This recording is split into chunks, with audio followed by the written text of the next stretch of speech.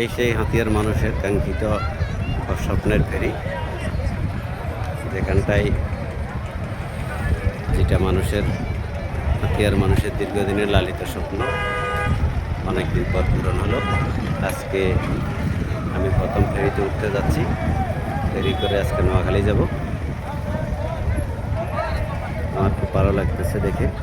যাদের অক্লান্ত পরিশ্রমে এবং দীর্ঘদিনের প্রচেষ্টায় ফেরি এসেছে হাতিয়ায়, সকলকে অসংখ্য ধন্যবাদ জানাই এবং আন্তরিকভাবে তাদের কাছে কৃতজ্ঞ থাকবো চিরজীবন, যদি এই ফেরি আমাদের জন্য বাকি জীবন এইভাবে সেবা দিয়ে থাকে বা সেবা দেয়। আশা করি সেবা দেবে, তার কারণ হাতিয়ার মানুষের দীর্ঘদিনের লালিত স্বপ্ন এটি।